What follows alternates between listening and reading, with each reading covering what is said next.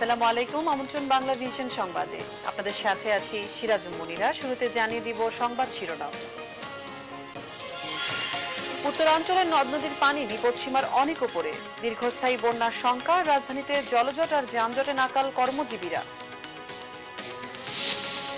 সংসদে বিচারপতিদের সমালোচনার নিন্দা রিজভির, এই এখতিয়ার এমপিদের নেই অভিমত বিশিষ্ট জনের। নাসিম বললেন, আওয়ামী লীগ শুধু জনগণকেই ভয় পায়।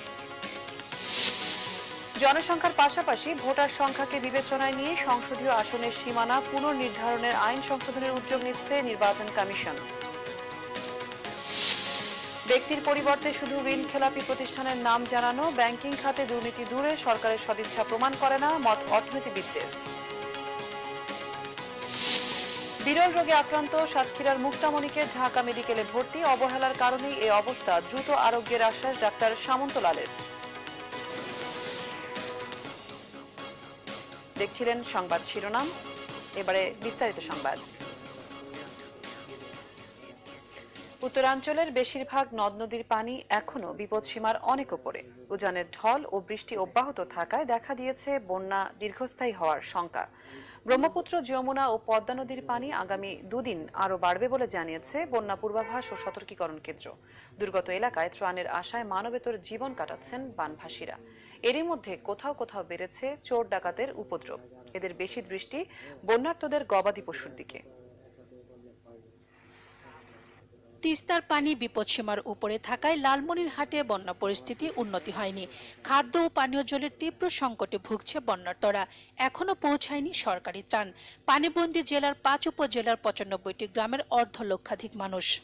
কোনো সরকারি সাহায্য সহানুভূতি পাইনি। অন্য বাড়ি থেকে পানি আনতে হচ্ছে, অনেক দূর থেকে। আমরা খুব কষ্টে আছি, মানে কাজ কাম নাই। নীলফামারীর ডিমলা ও জলঢাকায় পানিবন্দী হাজারো মানুষ। দেখা দিয়েছে পানিবাহিত নানা রোগ, শুকনো খাবার আর বিশুদ্ধ পানির অভাবে মানবেতর জীবনযাপন তাদের। বাচ্চা কাচ্চা না খেয়ে আছে, আমাদের কোথায় যাবো আমরা দিশা পাইতেছি না। রোয়া এবং বীজতলা অনেকই নষ্ট হয়ে গেছে। টানা 3 দিন পানি কমলেও রবিবার থেকে ফের বাড়তে শুরু করেছে সিলেটের প্রধান দুই নদীর পানি। 3টি পয়েন্টে পানি বিপদসীমার উপর দিয়ে প্রবাহিত হচ্ছে। এতে দীর্ঘস্থায়ী বন্যার কবলে পড়েছে সিলেটের 9টি উপজেলার 4 লক্ষাধিক মানুষ। এদিকে সিলেটের হাওড় অঞ্চলে আগে থেকে বন্যা সৃষ্টি হয়, পুরনো পানি স্থিতিশীল অবস্থায় ছিল। নতুন করে পানি ঢোকায় বন্যা দীর্ঘমেয়াদী রূপ নিয়েছে। সিরাজগঞ্জে যমুনার পানি আগামী কয়েকদিনে আরো বাড়বে বলে জানিয়েছে পূর্বাভাস কেন্দ্র। কাজীপুর, চৌহালি, শাহজাদপুর, বেলকুচি এবং সদর উপজেলার চরাঞ্চলে নিম্নাঞ্চলে পানিবন্দী মানুষের দুর্ভোগ চরমে। দান্দাবাড়ি করা যায় না, খাওয়া যায় না, গরু বাছুরলে অসুবিধা হয়। বন্যা যেহেতু একটি প্রাকৃতিক দুর্যোগ, এটি হচ্ছে আমাদের যেহেতু করণীয় কিছু থাকে না, তবে আমাদের যথাযথ প্রস্তুতি রয়েছে। পাহাড়ি ঢল আর ভারী বর্ষণের ডালিয়া পয়েন্টে বিপদসীমার 32 সেন্টিমিটার উপর দিয়ে তিস্তার পানি প্রবাহিত হয়। রংপুরের গঙ্গাচড়া উপজেলার 25 গ্রামের প্রায় 15,000 পরিবার পানিবন্দী হয়ে পড়েছে। তিস্তার পানি বৃদ্ধি অব্যাহত থাকায় নতুন নতুন এলাকা প্লাবিত হওয়ার আশঙ্কায় দুশ্চিন্তায় পড়েছেন তিস্তাপাড়ের মানুষ। বগুড়ায় ফুলে ফেপে উঠেছে যমুনার পানি। আতঙ্কিত হয়ে পড়েছেন সারিয়াকান্দি, ধুনট ও সোনাতলার মানুষ। 25টি গ্রামের হাজার মানুষ দুশ্চিন্তায় আছে তাদের সহায় সম্বল নিয়ে। কৃষকদের গবাদি পশু ডাকাতি বন্ধে বিশেষ ব্যবস্থা নিয়েছে প্রশাসন। গরু ডাকাতি সহ বাড়িতে বিভিন্ন রকমের ডাকাতির যে ভয় এবং ইতিপূর্বে করেছে বলে আমরা জেনেছি। জনগণের টেলিফোন পাওয়া মাত্র সেখানে উপস্থিত হওয়ার প্রত্যয় নিয়ে আমরা এই নদী ডাকাতি রক্ষার জন্য কাজ করে যাচ্ছি। জামালপুরের যমুনার পানি বাহাদুরাবাদ ঘাট পয়েন্টে বিপদসীমার 60 সেন্টিমিটার উপর দিয়ে বইছে। পানিবন্দী 12 ইউনিয়নের প্রায় 80,000 মানুষ। এদিকে কুড়িগ্রামে বন্যা পরিস্থিতির আরো অবনতি হয়েছে। ব্রহ্মপুত্রের পানি চিলমারি পয়েন্টে বিপদসীমার 20 সেন্টিমিটার এবং ধরলা ব্রিজ পয়েন্টে 12 সেন্টিমিটার উপর দিয়ে বইছে। পানিবন্দী 1.5 লাখ মানুষ। গাইবান্ধায় বন্যা পরিস্থিতির আরো অবনতি হয়েছে। জেলার 78 কিলোমিটার বন্যা নিয়ন্ত্রণ বাঁধের 25টি ঝুঁকিপূর্ণ পয়েন্টে বালুর বস্তা ফেলে রক্ষার চেষ্টা করছে পানি উন্নয়ন board. Morsheda Rasel, Bangla vision, news desk. এদিকে সকাল থেকে বৃষ্টিতে রাজধানীর বিভিন্ন এলাকায় জলাবদ্ধতার কারণে ব্যাপক দুর্ভোগের শিকার হন মহানগরবাসী। বৃষ্টি ও জলাবদ্ধতায় সৃষ্ট যানজটে নাকাল হন কর্মজীবী মানুষ। আবহাওয়া অফিস জানিয়েছে, নিম্নচাপের কারণে সৃষ্ট বৃষ্টিপাত আরও 2-1 দিন চলবে। এটা রাজধানীর ফকিরাপুল এলাকার দৃশ্য। ভারী বৃষ্টি দূরে থাক, একটুখানি বৃষ্টি হলেই জলাবদ্ধতা তৈরি হয় ব্যস্ততম এই সড়কে। কাদা, পানি আর ময়লা আবর্জনা মিলে একাকার এখানকার রাস্তাঘাট। দুর্ভোগে অতিষ্ঠ এলাকার মানুষ। শুধু এলাকাবাসীই নয়, পথ চলতি কর্মজীবী মানুষও বিরক্ত এমন বেহাল দশায়। তবুও কাজের তাগিদে বৃষ্টি আর জলাবদ্ধতা উপেক্ষা করেই রাস্তায় নেমেছেন তারা। এই জায়গায় করে অল্প একটু বৃষ্টি হলেই পানি জমে থাকে, এরকম পানি আরো পানি জমে থাকে সারা জীবনে। আর জলাবদ্ধ তো থাকি, মনে করেন যে গাড়ি ঘোড়া যানজটের কারণে ভিজে যায় আমরা। বৃষ্টি হলে তো অনেক সমস্যা। বৃষ্টি হলে আমাদের পার্টিরা ডাক দেয় না, মালও আনতে পারেন। ওই যে মাল নিয়ে আসছি, ভিজে মাল নিয়ে আসছি, পার্টিরা আমাদের উপর বকাবকি করে, চিল্লাচিল্লি করে। শান্তিনগর, কারওয়ান বাজার, গ্রিন রোড, মিরপুর, আগারগাঁও সহ বিভিন্ন এলাকারও একই চিত্র। অতিরিক্ত বৃষ্টি আর জলাবদ্ধতায় সৃষ্টি হয়েছে ব্যাপক যানজট। ঘণ্টাব্যাপী একই স্থানে ঠাঁই দাঁড়িয়ে রয়েছে গাড়িগুলো। বৃষ্টির কারণে আটকে পড়া অনেকেই যেতে পারছেন না নির্দিষ্ট গন্তব্যে। তাই আশ্রয় নিয়েছেন যাত্রী ছাউনি অথবা রাস্তার পাশের কোনো দোকানে। অনেক সমস্যা হচ্ছে রাস্তায়। ফার্স্ট অফ অল অনেক জ্যাম, রিক্সা পাওয়া যাচ্ছে না। আর আমাদের কলেজ মাত্র শেষ হতে 1টার সময়, এখন 2টা বাজছে। গাড়ি পাচ্ছি না, গাড়িতে জাম লেগে আছে, শাহবাগ থেকে হেঁটে যাচ্ছি। ওই কত জায়গাতে একবার গ্রিন রোডে একবারে এত বুড়ি করে পানি, এই গ্রামের জন্য কোনো দিকে ভাড়া কাটা যাচ্ছে না। এদিকে আবহাওয়া অফিস বলছে চলমান মৌসুমী বৃষ্টিপাত অব্যাহত থাকবে আরও কয়েকদিন। ইমরুল কায়েস, বাংলা ভিশন, ঢাকা। চট্টগ্রাম শহরের লালখান বাজার থেকে শাহ আমানত বিমানবন্দর পর্যন্ত এলিভেটেড এক্সপ্রেসওয়ের জন্য প্রায় ৩,৫০০ কোটি টাকা সহ প্রায় ৬,০০০ কোটি টাকা ব্যয়ে ৯টি প্রকল্পের অনুমোদন দিয়েছে জাতীয় অর্থনৈতিক পরিষদের নির্বাহী কমিটি একনেক। মঙ্গলবার রাজধানীর আগারগাঁওয়ে জাতীয় অর্থনৈতিক পরিষদ ভবনে প্রধানমন্ত্রী শেখ হাসিনার সভাপতিত্বে একনেক সভা অনুষ্ঠিত হয়। সভায় চট্টগ্রামের লালখান বাজার থেকে বিমানবন্দর পর্যন্ত এক্সপ্রেসওয়ের জন্য সরকারি অর্থায়ন ৩,২৫০ কোটি টাকা ব্যয়ে একটি প্রকল্পের অনুমোদন দেওয়া হয়। অন্যান্য প্রকল্পগুলোর মধ্যে রয়েছে পাঁচদোনা, ডাঙ্গা, ঘোড়াশাল সড়ক উন্নয়ন প্রকল্প, বিদ্যুৎ সরবরাহ লাইন উন্নয়ন, নরসিংদী জেলার 6টি নদী পুনর্খনন, সিলেট, চট্টগ্রাম, রাজশাহী ও রংপুর বিভাগের সীমান্ত নদীগুলোর তীর সংরক্ষণ ও উন্নয়নের একটি প্রকল্প রয়েছে। যথেষ্ট তথ্য প্রমাণ থাকা সত্ত্বেও গুম খুনের তালিকা চেয়ে আওয়ামী লীগ সাধারণ সম্পাদক ভুক্তভোগী পরিবারগুলোকে নিয়ে উপহাস করেছেন। অভিযোগ বিএনপির সিনিয়র যুগ্ম মহাসচিব রুহুল কবির রিজভীর। নয়াপল্টন কেন্দ্রীয় কার্যালয়ে এক সংবাদ সম্মেলনে রিজভী জানান, 2013 সাল থেকে চলতি মার্চ পর্যন্ত 435 ব্যক্তিকে গুম করা হয়েছে। 2014 সালের নির্বাচনের আগে মাত্র 2 মাসেই 50 জনকে গুম করা হয় ঢাকা ও এর আশপাশের এলাকা থেকে। কবি, প্রাবন্ধিক ফরহাদ মজহার অপহরণ নিয়ে সরকার নাটক তৈরির ষড়যন্ত্র করছে বলেও অভিযোগ করেন রিজভী। বলেন, ষোড়শ সংশোধনী বাতিলের পর সংসদে সরকার দলীয় নেতাদের বক্তব্য শোভনীয় নয়।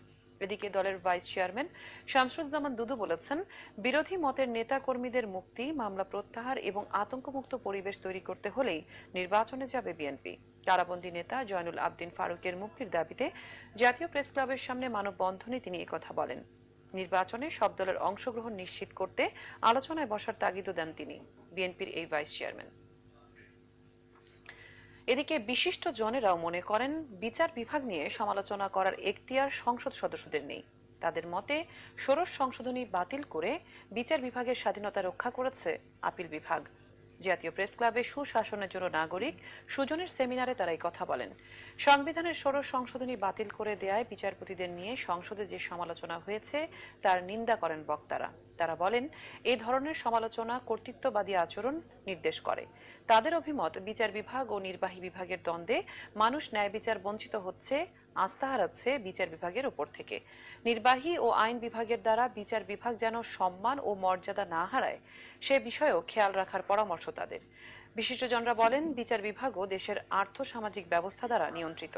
দেশে গণতন্ত্র ও মানুষের অধিকার সমুন্নত করতে 3 বিভাগের মধ্যে দ্বন্দ্ব কোনোভাবেই কাম্য নয়।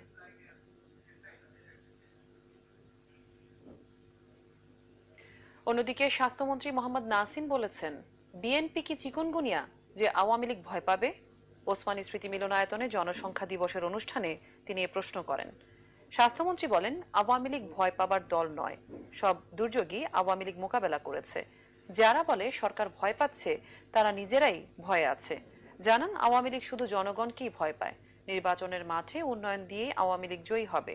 মোহাম্মদ নাসিম বলেন, মশা নিয়ন্ত্রণের দায়িত্ব সিটি কর্পোরেশনের, অথচ সব দায় এখন স্বাস্থ্য মন্ত্রণালয়ের উপর চাপিয়ে দেওয়া হচ্ছে। চিকুনগুনিয়া নিয়ে ইচ্ছে করে আতঙ্ক সৃষ্টি করা ঠিক হবে না বলেও মন্তব্য করেন তিনি। এর আগে পরিবার পরিকল্পনা, মা ও শিশু স্বাস্থ্য কার্যক্রমে বিশেষ অবদানের স্বীকৃতি হিসেবে জাতীয়ভাবে 7 ব্যক্তি ও প্রতিষ্ঠান এবং 7 জন মিডিয়া ব্যক্তিত্বের হাতে পুরস্কার তুলে দেন স্বাস্থ্যমন্ত্রী মোহাম্মদ নাসিম। সুপ্রিম কোর্ট আইনজীবী সমিতির একাংশ দেশের সর্বোচ্চ আদালত, প্রধান বিচারপতি এবং জ্যেষ্ঠ আইনজীবীদের বিরুদ্ধে সংসদে আপত্তিকর বক্তব্যের নিন্দা জানিয়েছে। দুপুরে আইনজীবী সমিতি মিলনায়তনে সংবাদ সম্মেলনে সভাপতি জয়নুল আবদিন বলেন, রায়ের বিপক্ষে সংসদের সদস্য ও মন্ত্রীরা ক্ষোভ প্রকাশ করে চরম আপত্তিকর বক্তব্য দেন। প্রধান বিচারপতিকে নিয়ে সমালোচনা করেন। এটি সুস্পষ্ট আদালত অবমাননা। সভাপতি বলেন, বিধি অনুসারে সংসদে যিনি উপস্থিত নেই তার বিরুদ্ধে কোনো সমালোচনা করা যাবে না। সংসদে আলোচনার সব বক্তব্য প্রত্যাহারে স্পিকারের প্রতি দাবি জানান জয়নুল আবদিন। এদিকে এর কিছুক্ষণ পর একই স্থানে পাল্টা সংবাদ সম্মেলন করেন সমিতির সহসভাপতির নেতৃত্বে আরেকাংশ। তাতে বলা হয়, ওই সংবাদ সম্মেলন ছিল সভাপতি সম্পাদকের একান্ত ব্যক্তিগত ও রাজনৈতিক উদ্দেশ্য প্রণোদিত। কোনো রায় হলে তার পক্ষে বিপক্ষে আলোচনা হওয়া খুব স্বাভাবিক। জনসংখ্যার পাশাপাশি ভোটার সংখ্যাকে বিবেচনায় নিয়ে সংসদীয় আসনের সীমানা পুনর্নির্ধারণ করতে চায় নির্বাচন কমিশন। এ লক্ষ্যে আইন সংশোধনের উদ্যোগ নেওয়া হবে বলে জানিয়েছেন নির্বাচন কমিশনার রফিকুল ইসলাম। তবে আইন সংশোধন না হলে বিদ্যমান আইনেই ঢাকা সহ বড় শহরগুলোর আসন সীমিত রেখে যৌক্তিকভাবে সীমানা নির্ধারণ করা হবে বলেও জানান তিনি। একাদশ জাতীয় সংসদ নির্বাচনের জন্য কমিশনের কর্মপরিকল্পনার গুরুত্বপূর্ণ অংশ 300 সংসদীয় আসনের সীমানা পুনর্নির্ধারণ। এজন্য আইনি বাধ্যবাধকতাও রয়েছে। তবে বিদ্যমান আইনে কিছুটা পরিবর্তন এনে সীমানা পুনর্বিন্যাস করতে চায় কমিশন। ঢাকা সহ বর্ধিষ্ণু শহরগুলোর জনসংখ্যা বাড়তে থাকায় কেবল জনসংখ্যা নয়, ভোটার সংখ্যা হিসাব করেও সীমানা ঠিক করার পক্ষে তারা। ঢাকা শহর বা এরকম বড় বড় যে শহরগুলো আছে, এই শহরগুলো বহু লোক বসবাস করে, এ শহরের ভোটার নয়, কিন্তু জনসংখ্যার ভিত্তিতে আমরা সীমানা নির্ধারণ করতে গেলে পারে তাদেরকে বিবেচনায় রেখেই কিন্তু আমরা সীমানা নির্ধারণ আমরা করতেছি। যদি আইনটার ভিতরে সেন্সাসের ভিত্তিতে যে জনসংখ্যা, সেই জনসংখ্যার সঙ্গে যদি আমরা ভোটার এবং অন্তত এলাকাটাকে আমরা বিবেচনায় আনতে পারি, তাহলে পরে হয়তো বা একটা সুষম বন্টনের আমরা ব্যবস্থা করতে পারবো। সীমানা পুনর্নির্ধারণে জনগণের সুবিধাকেই গুরুত্ব দেওয়ার কথাও বলেন নির্বাচন কমিশনার রফিকুল ইসলাম। একটা অপশন তো অবশ্যই যে শহরগুলোর আসন সংখ্যাকে একটা নির্দিষ্ট করে দেওয়া, অথবা একটা নির্দিষ্ট টেরিটরির জন্য একটা সংসদীয় আসন এটা করে দেওয়ার বিষয়টা তো আমাদের মাথার ভিতরে আছে। চেষ্টা করব হতেছে জনগণের কল্যাণে যেটুকু করা দরকার সেটা করা। আমরা তো রাজনীতিবিদদেরকে অবহিত করবই, রাজনীতিবিদরা বিরাগ ভাজন হয়তো বা হলেও হতে পারেন, সবাইকে মানুষ সন্তুষ্ট করতে পারে না। সবশেষ আদমশুমারিতে ছিটমহলের বাসিন্দারা অন্তর্ভুক্ত না থাকলেও সীমানা পুনর্বিন্যাসের সময় ছিটমহলগুলোকেও যুক্ত করা হবে। ছিটমহলগুলো কি তো বাংলাদেশে। শারমিন ইব্রাহিম, বাংলা ভিশন, ঢাকা। অর্থনীতিবিদরা মনে করেন, সংসদের শীর্ষ ঋণখেলাপি প্রতিষ্ঠানের নাম জানানো ব্যাংকিং খাতের দুর্নীতি দূর করার সরকারের সদিচ্ছা প্রমাণ করে না। তাদের মতে নানা চাপেই সরকার ঋণ খেলাপির তালিকা প্রকাশ করতে পারে। খেলাপি ঋণ আদায়ে আইনে দুর্বলতা দূর করার পাশাপাশি অ্যাটর্নি জেনারেলকে মামলার সাথে সংযুক্ত করারও পরামর্শ দিয়েছেন অর্থনীতিবিদরা। বাংলাদেশে খেলাপি ঋণের সংস্কৃতি নতুন নয়। মোটা দাগে সোনালী ব্যাংকের হলমার্ক কেলেঙ্কারি কিংবা বেসিক ব্যাংকের ঋণ জালিয়াতির ঘটনা অনেক সাধারণ মানুষেরও অজানা নয়। এমন বাস্তবতা সোমবার সংসদে শীর্ষ 100 জনের ঋণ খেলাপির প্রতি ব্যক্তির নামের তালিকা জানানো হয়। তাতে 2 ব্যক্তির নাম ছাড়া বাকিগুলো এসেছে কেবল প্রতিষ্ঠানের নাম। আর কোন প্রতিষ্ঠানের ঋণ খেলাপি কত তার পরিমাণও জানানো হয়নি। সোমবার সিপিডি বাজেট পর্যালোচনা অনুষ্ঠানে ডক্টর দেবপ্রিয় ব্যাংকিং খাতের দুর্নীতির জন্য রাজনৈতিক সদিচ্ছার অভাবকে দায়ী করেন। যদি রাজনৈতিক সদিচ্ছা থাকতো তাহলে এই ধরনের ঘটনা ঘটার কোনো সুযোগ ছিল না। একই ধরনের মতামত দেন অর্থনীতিবিদরাও। এক সাংবাদিক জিজ্ঞেস করেছিলেন অর্থমন্ত্রীকে যে এখন কি আপনি ব্যাংকের ঋণ খেলাপি এইসব ব্যাপার দেখার জন্য বা এগুলো ঠিক করার জন্য কোনো সংস্কার কর্মসূচি হাতে নেবেন? তিনি পরিষ্কার জবাবে বলেছিলেন, আমি ভাবছি না। তো অর্থমন্ত্রী যদি না ভাবেন তাহলে তো এটাকে সরকারের ইচ্ছা নাই বলেই বলতে হবে। এই যে লিস্টটি প্রকাশ করা হলো, এখানেই বোঝা যায় যে সরকারের সদিচ্ছা কতটা। চাপে পড়ে হয়তো করেছেন তারা। যদি সদিচ্ছা থাকতো তাহলে বলতেন এই কোম্পানির কাছে, এই কোম্পানি তার মালিকানায় অমুক অমুক নাম এবং এত টাকা, কিন্তু মালিকদের নাম দেন নাই। তারা তো মনে করেছে মালিকরা তো আমাদেরই লোকজন কিনা, নাম দেন নাই। তো মালিকের নাম দিলেন না কেন? এটি তো মনে হয় তাদের সদিচ্ছার অভাব। ব্যাংকাররা বলছেন ঋণ প্রক্রিয়ার সাথে যুক্ত সংশ্লিষ্ট সবাইকে কঠোর জবাবদিহিতার মধ্যে আনতে হবে।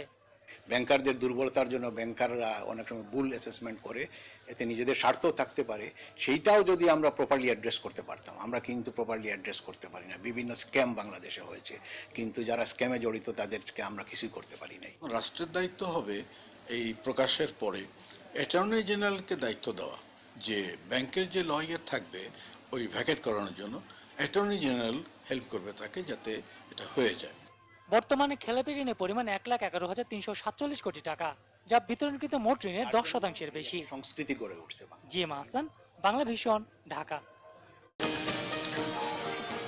আবারও স্বাগত বাংলা ভিশন সংবাদে। শুরুতে আমি জুয়েলার্স আন্তর্জাতিক সংবাদ।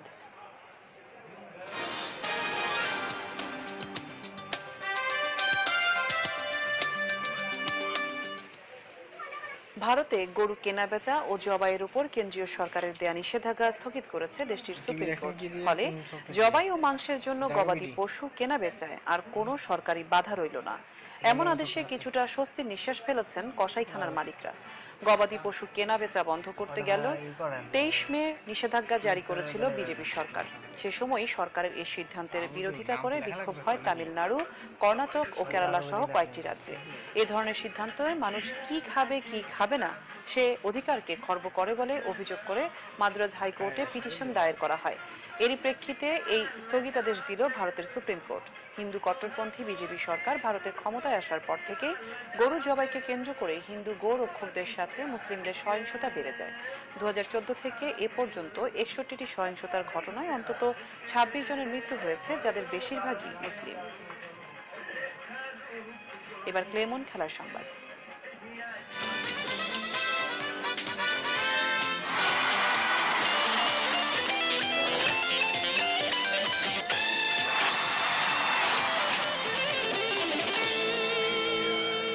ক্রিকেট।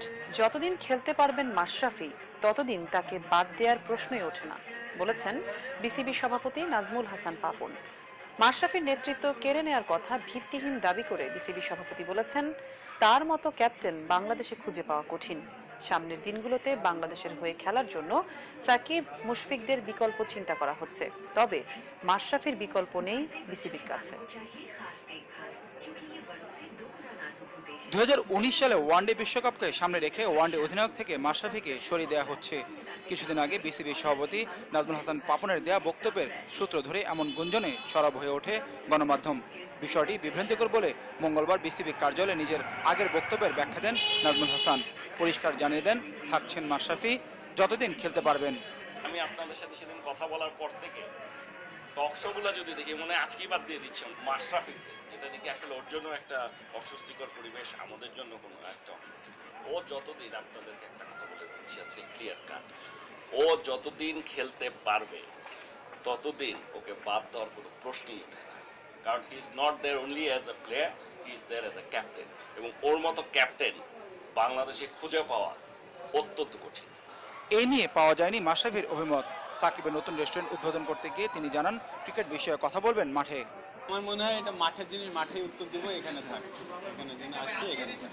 স্ত্রী নির্যাতনে অভিযুক্ত পেসার মোহাম্মদ শহীদের বিষয়ে বিসিবির পদক্ষেপ ও বনানীর ঘটনায় দোষীদের সাথে জাতীয় দলের কোনো ক্রিকেটারের সংশ্লিষ্টতার গুঞ্জন নিয়ে দুশ্চিন্তার কথা তুলে ধরেন নাজমুল হাসান। জানান, এসব ঘটনায় কঠোর হচ্ছে বিসিবির নজরদারি। বিরাট বিপদের প্রশ্ন। আমি নিজেই কয়েকদিন ধরে একটু চিন্তিত।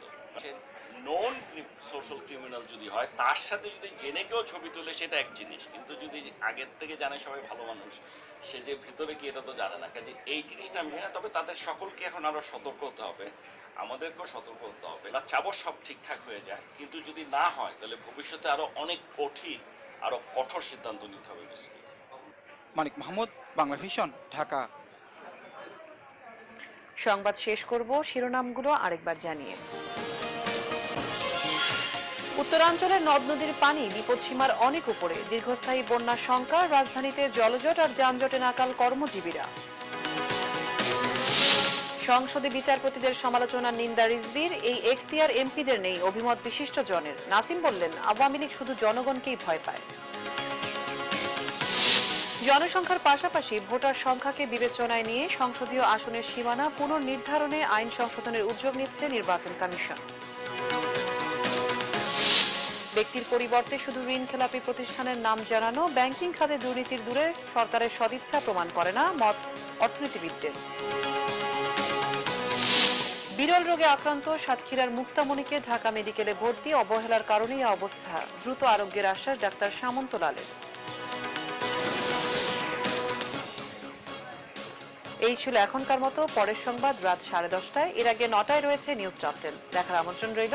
এছাড়া দেশ বিদেশের সবশেষ সংবাদ সবার আগে জানতে গ্রামীণ ফোন বাংলালিংক এয়ারটেল থেকে ডায়াল করুন 1616 এই নম্বরে। এতক্ষণ সাথে থাকার জন্য ধন্যবাদ সবাইকে।